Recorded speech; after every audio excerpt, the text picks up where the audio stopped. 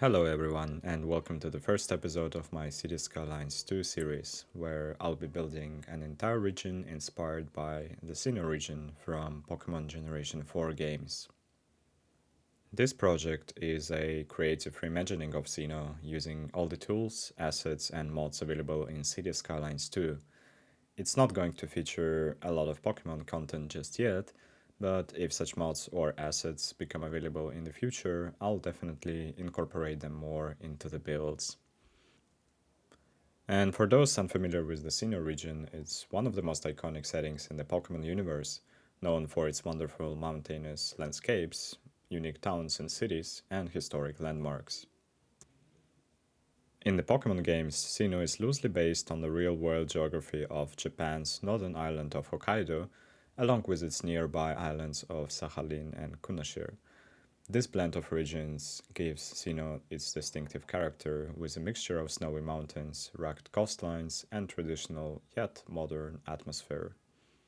In this series, I'll aim to recreate some of the Sinnoh's most memorable towns and routes, designing everything from the cozy neighborhoods and towns to iconic cities that Pokemon trainers visit during their journey.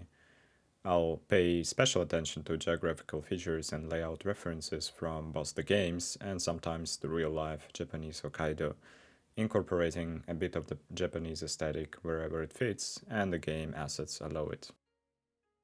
In today's episode, I'm starting small by building the layout of Twinleaf Town, the humble starting point of any trainer's adventure in the game.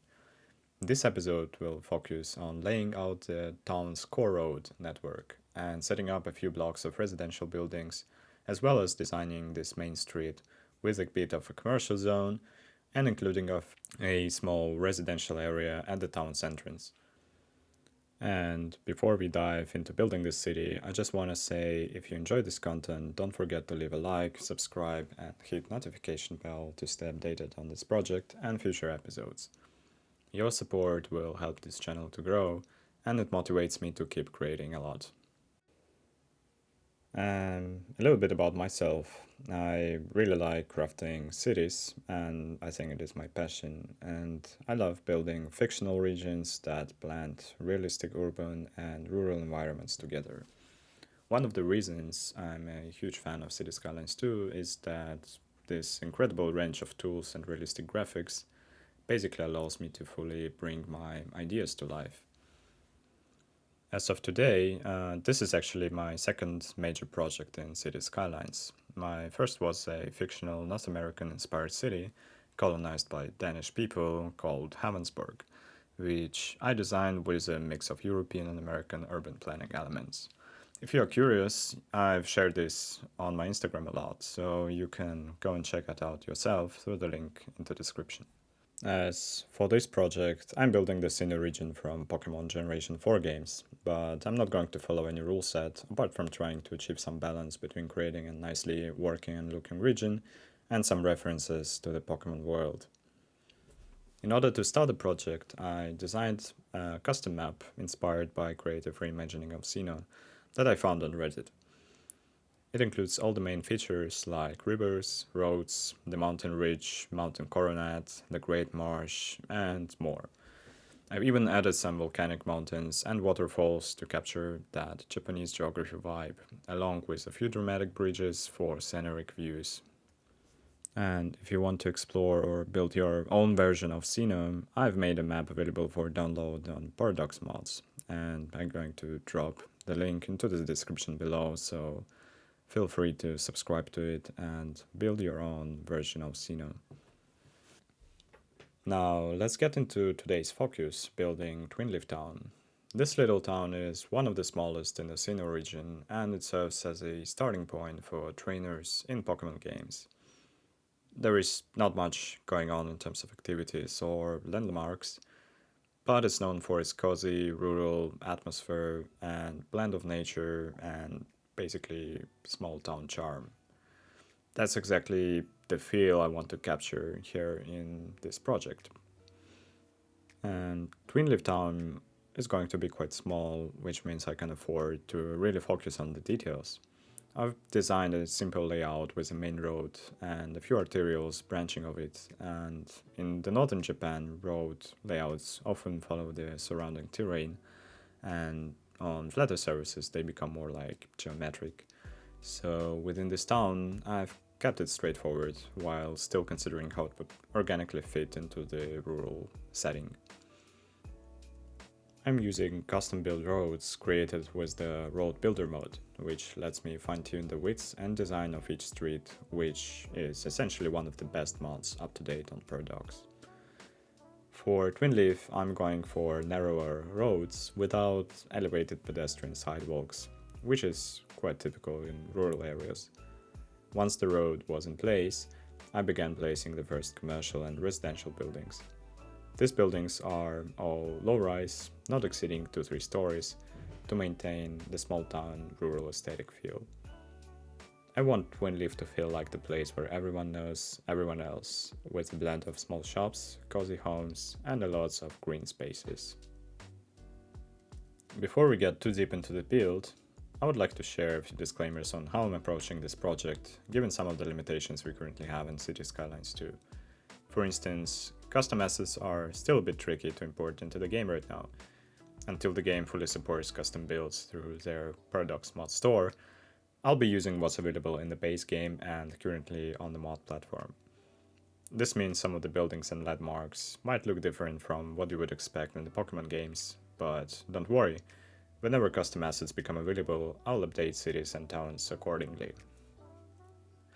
As for architecture and style, I'll be working with the assets that we have, but applying custom color palettes to each town, reflecting the aesthetic of the original games. For example, in Twinleaf Town, I'm going to paint buildings a soft yellow for the facades and dark green rooftops, to match the cozy small town vibe and the original games. Occasionally, I might switch it up a little bit, just by using white facades and black rooftops, or the original coloring scheme of each building, just to add variety and to keep building visually interesting. Now, one thing worth mentioning is the road layout. For this project I'll be using right-hand driving, as you could probably already see. And I know that probably in Japan and in the Sinnoh region they would use left-hand driving. But the reason is that I'm based in Europe and right-hand driving is just more intuitive for me. Plus, it will make creating complex intersections and road systems a bit easier down the line. Anyway, in Pokemon World, there is not much driving going on, since trainers usually travel on foot or with their Pokemons. To reflect this, I'll be adding a network of hiking trails and pedestrian roads that will stretch throughout the whole region, keeping the roads primarily for maintaining in-game economy and logic, and of course, the public transport. And yeah, to addition to roads and hiking trails, I have big plans for developing a custom and sophisticated train and public transportation network across the entire island.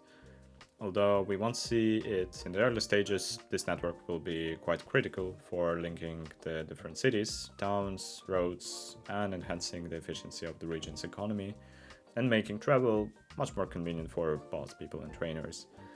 It will include everything from regional railways to local bus roads, making sure that every corner of the island is well connected. I believe that a strong transport infrastructure will not only help sustain a thriving economy, but also will make the region more livable, enjoyable, and of course everyone likes having good transportation network, and therefore it just has to be built.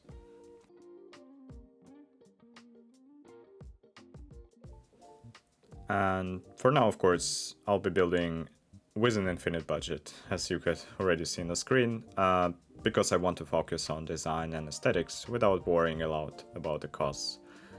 Once we establish the first major city, I'll switch to managing the economy more actively, creating a flourishing region with positive revenues and low unemployment. And one last thing, unfortunately there aren't any Pokemon themed banner props, signs, posters available yet, and I'll be using whatever real world assets are available on Paradox mods for now, to make more realistic towns and cities. And in the future, I might have a plan to create custom Pokemon world signage and designs that use the Pokemon universe's unique writing system to really add up even more reference. And if someone happens to create those before I do and shares them on Paradox Mods, I'll be thrilled to incorporate them into this build right away. Alright, let's talk about how I started building Twinleaf Town. I kicked things off by setting up a road network, which we already gone over, and once that was in place, I began adding first few houses and commercial buildings, placing each one manually instead of using the zoning tool. The reason I'm doing this is pretty straightforward. I just want more control of the look of the town, especially since Twinleaf is supposed to be small and detailed. With zoning, buildings pop up randomly, they leave up a lot of empty space, and I'd rather decide exactly what goes where to keep the style consistent. For the main street and blocks around it, I'm going to go with slightly denser setup. Closer buildings and smaller plots to make it feel more like a town center. But as we move out toward the edges, I'm going to spread things out a little bit with bigger yards, more open spaces to give it that rural, peaceful vibe kind of thing. And basically, I'm building the town so that the heart of it feels more active and lively, while the outskirts are more quiet and spacious and residential. By placing buildings one by one, I can make sure every corner has the right feel. One thing you will see me doing a lot, especially when I'm working with blocks that are uneven or have weird angles, is filling in extra space with a little bit of detail. For example, here, where streets meet at tighter angles, I'm using the Surface Painter tool to add more concrete, put up a few fences, and drop in a couple of surface vehicles to make these areas feel less empty. I also like to add small parking lots, sprinkle in some foliage, and plant a few trees here and there to make these spots feel more alive and natural. Instead of leaving big gaps, adding these little touches really help to tie everything together. Adding little things like these ATM machines, for instance, is making this shop feel very natural, as I would imagine they don't even accept credit cards in there. And also these vending machines that are, I think, quite common in Japan, are a great mix-up for any boring empty wall. And while I'm finishing up this area, I thought it would be a good time to talk a little bit about the geography, climate, and history of this region, both in the Pokemon's universe and real-world inspiration. As you might know, the Sinnoh region in Pokemon is based on Japan's northern island of Hokkaido, along with some elements from the nearby island like Sakhalin and Kunashir. This geography gives Sinnoh its unique blend of rugged mountains, dense forests, open plains, all of which you will see reflected in these builds as we're going along. So, first off, the geography of this island is dominated by massive central mountain range, which in the Pokemon games is called Mountain Coronet, and it splits the island into two main halves, making it a central landmark in both the landscape and the story, and basically everything circles around this mountain in the end. In the real life, this is inspired by the Hidaka and Kitami mountain ridges in Hokkaido, which also run through the island, creating natural divide. The region has a mix of steep cliffs, scenic hills, low plains, which makes for some really diverse terrain types to build on. This layout is something I've tried to capture in this custom map with a lot of variation in elevation and some dramatic landforms. As for the climate, because it's based on northern Japan, Sinnoh experiences all four seasons pretty distinctly. In the northern parts, there is a lot of snow during the winter, similar to what you would see in cities like Sapporo. In the Pokemon games, this is why you have areas like Snowpoint City that are covered in snow almost year round. In contrast, in the southern parts of the island you have milder climate, with lush greenery, vibrant forests during the spring and summer. I'll be trying to reflect these variations as we build different parts of the map, using different types of trees and foliage to capture the changing seasons and regional feel. From Pokemon story perspective, Sinnoh is one of the oldest regions in the series universe, known for its deep myth and ancient history. It's believed that many of the legendary Pokemon, like Dialga and Palkia, shaped the land and created the flow of time and space, which ties into why geography feels so dramatic and mythical in places. Cities like Celestic Town are home to ancient ruins and temples that hint at its deep history, and you'll find lots of references to folklore and mythology throughout the region overall. In real-world terms, the inspiration for Sinnoh's historical context comes from Hokkaido's unique place in Japanese history. Hokkaido was one of the last regions to be fully settled by the Japanese, with much of its earlier development influenced by both Japanese and Ainu cultures. The Ainu are the indigenous people of Hokkaido, and in fact, the mainland Japan as well, and their history is rich with traditions and stories about the land and nature. This cultural blend is something that I want to reflect in this build, whenever possible, of course, by mixing traditional and modern elements throughout the towns and cities. The region's layout and landmarks are designed to feel both familiar and unique, borrowing from the real-world locations. For example, Mountain Coronet not only splits the region geographically, but also symbolizes a divide between old and new, rural and urban. On one side you will have more traditional nature-focused towns like Twinleaf and Celestic Town. On the other you will have modernized bustling cities like Jubilife, which is modeled after Sapporo, the largest city in Hokkaido. One of the coolest areas in the Sinnoh region is Great Marsh, which we'll explore later on. In the Pokemon series, it's a big wetland located near Pastoria City, filled with unique plants, water channels, and lots of rare Pokemon. The Great Marsh is actually based on a real place in Hokkaido called the Kushiro Marsh, the largest wetland in Japan, in fact. It's known for its wildlife and beautiful scenery, and on this custom map I've already pre-built in the main water channels and marsh areas to capture that look. It's filled with winding water paths, dense greenery, and some wooden walkways to explore. When we get to the developing of it, I'll add more details and small viewing platforms to make it feel really natural and protected area that stands out from the busier parts of the region.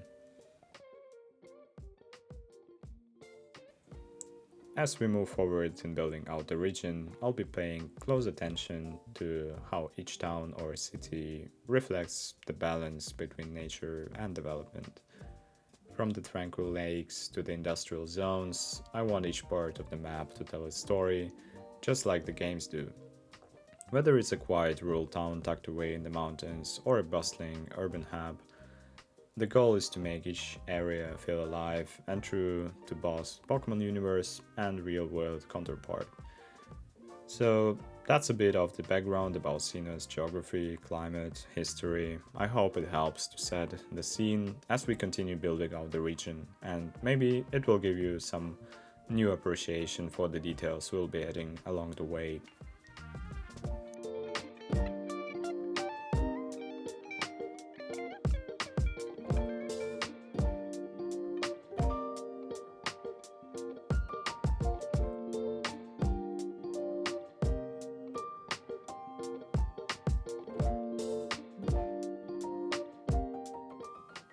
Alright, so now I'm adding a little cozy hotel right here on the main street. Even though Twinleaf town is small, I imagine there are plenty of trainers and visitors who pass through still, so having a spot like this makes total sense. Sinnoh as a whole island should have pretty strong tourist economy, and I mean, think about it, there is a ton to see and do here. And first what comes to mind is that trainers travel all over the region hunting for rare Pokemon, and there are a lot of unique spots for visitors to check out over here. just around Twinleaf, we've got a few great landmarks. First up is Verity Lake, which I'll be building out and put some nice walking paths and spots for sightseeing. Then there is going to be a small volcano that I added nearby. I'm going to detail it quite a lot to make this volcanic activity look. And I put it because in Hokkaido, which is real island Sinnoh is based on, it has a bunch of volcanoes scattered around, and I thought it would be a cool addition, especially for more adventurous tourists who want to explore some off the beaten path areas. And over here I'm finishing up this residential area by clearing out all the default fences, net lanes and foliage, so I can add my own custom ones. It takes a bit of time, but it really makes a lot of difference. By doing this, I can make these small homes feel more unique and cohesive, and without actually changing much of their main look. It's all about those small details that help in the end everything to tie everything together. And you're going to see me a lot tweaking the colors of the buildings, because I'm never quite sure if I like the particular look or not. Later on I figured out there is a function that lets you copy and paste the color scheme to other buildings, which saved a lot of time for me, but even then I wanted each house to have its own personality, so I kept jumping back and forth to make adjustments. It's a bit time consuming, but honestly I like doing it. In the end, the result worth it, because customizing the colors for each house makes a dramatic difference compared to the messy random colors you get in the vanilla game builds. And before I start building up the commercial area, I'm going to leave you guys with some music so you can just sit back and enjoy watching me adding in some more details. Sometimes it's nice just to relax and see how the build comes together. I'll be back in a bit through the next part.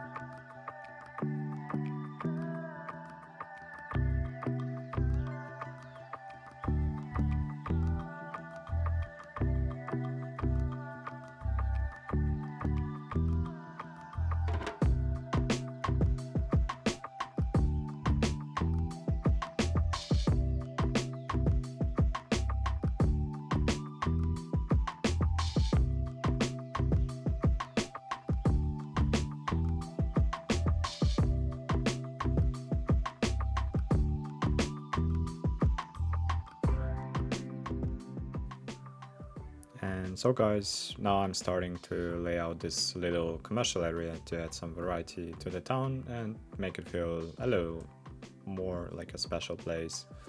Even though Twinleaf is small, it's right next to a lake, which I imagine would be a pretty popular tourist spot. Having a few extra shops or a place to eat here and there makes sense and probably helps to bring in some extra cash for the locals. And over here I'm expanding this intersection to make it a bit more complex and laying out some parking spots. The idea is to have a place for people driving in and from outside the town to park and enjoy the local supermarkets. But I wanted to make it a little bit more organic, smaller, and not just the usual rectangular shapes that you will see with the most of the vanilla parking assets.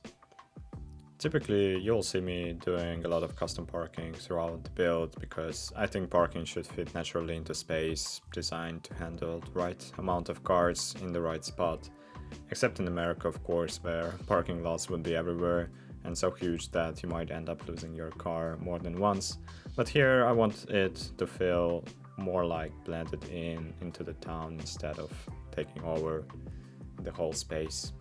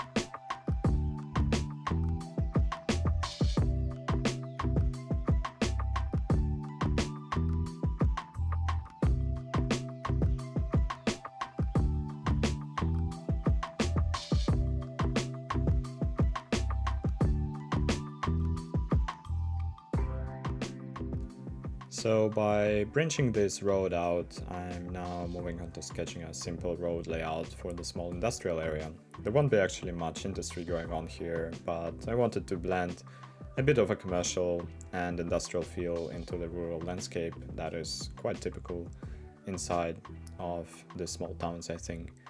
And it helps to add some variety and makes the town feel more diverse instead of just having all residential and shops. Plus it brings a good amount of jobs to the town, which is always nice to have in a small community. I also added these two shops here that might sell small industrial or garden equipment. You know, the kind of stuff you'd need if you're fixing something or looking to buy a chainsaw for yard work, and etc.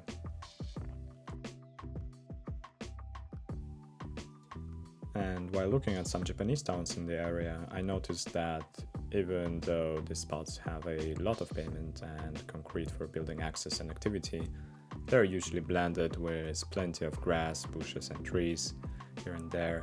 And it's like you're not totally separated from the nature. The greenery kind of mixes in right along the edges of the industrial areas.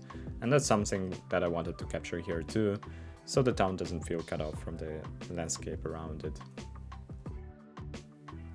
So the design for this industrial area is pretty simple. I went with small buildings that look more like little warehouses where you could store produce or have a small craftsman shop for things like pottery. I imagine they would also make some local souvenirs here and maybe even mix up herbal remedies for Pokémon. In this world, it's not just the stuff you buy over the counter at the Pokemart that helps Pokemon heal. I think locals would have their own herbal mixes and potions to help cure your Pokemon after a tough battle. Pokemart might be the biggest business in this whole universe, but there are smaller local products that would definitely add a personal touch. Now, you'll see me come back and rebuild the buildings and change up the central zone layout later on. But for now, I wanted to set up a small outdoor storage area in this little pocket. What I really love about the game now is that you can expand these areas using the surface tool, fence them off, use anarchy, and move things around to create your own custom setups. That way you can make each spot feel unique, just like that they would build it in real life. In the vanilla game, you just place a zone and buildings pop up without really connecting to surroundings. But using tools like Anarchy, Move It, Line Tool, and Surface Tool, you can make things fit together better and look more natural. And yeah, if you guys have a chance, definitely use these tools as much as you can to make your areas feel more connected and realistic. And I've noticed that a lot of creators using custom road markings to fill up empty spaces made by placing up a lot of concrete. It really makes those areas stand out and turns a plain spot into something more interesting. I'm planning to use this trick a lot too, just drawing a few lines here and there to break up the empty space and add some extra detail. And before jumping into the last big build for this episode, I'm going to add some greenery and a few props here and there, just to fill in the gaps and make the area feel more alive. And once that's done, I'll move on to the next block and start setting that up.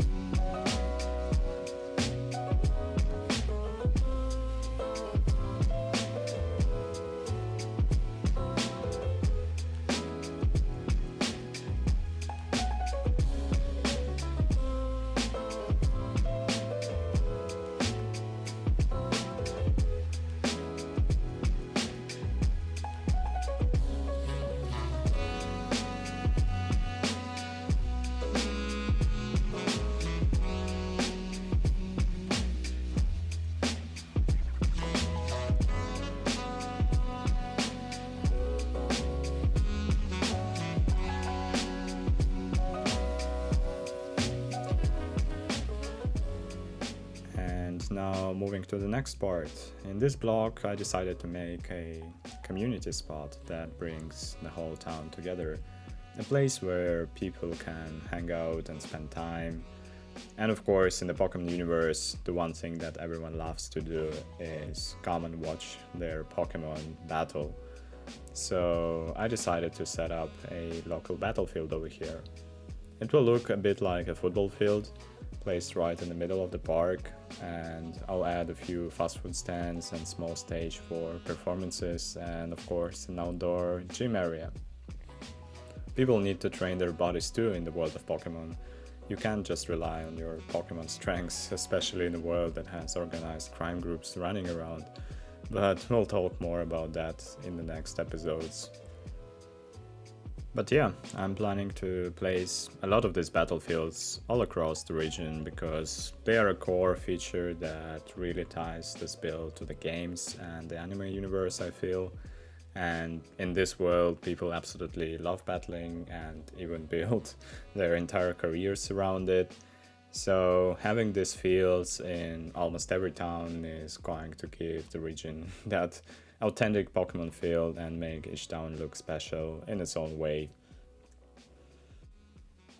Plus I think they just look really good, especially with that neatly manicured grass that makes them look so well maintained.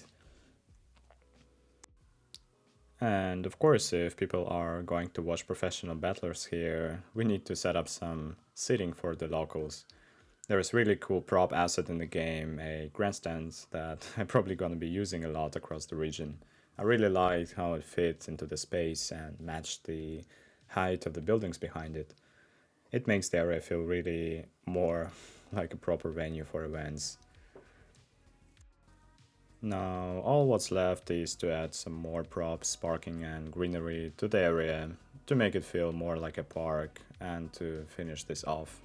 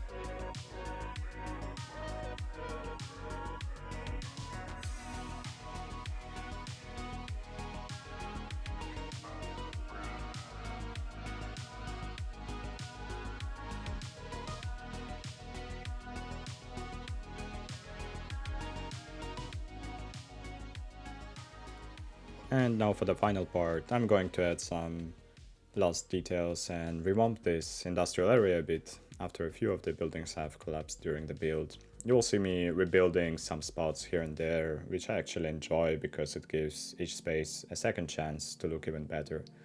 I'll finish it off with some decals and road cracks to make it look a little bit rougher and more used. And that's about it for this episode. I'm going to wrap things up with a sneak peek view of the town. Next episode we'll be filling in more blocks, building up some rural pathways and sketching out the layout of Verity Lake, which is right next to the town.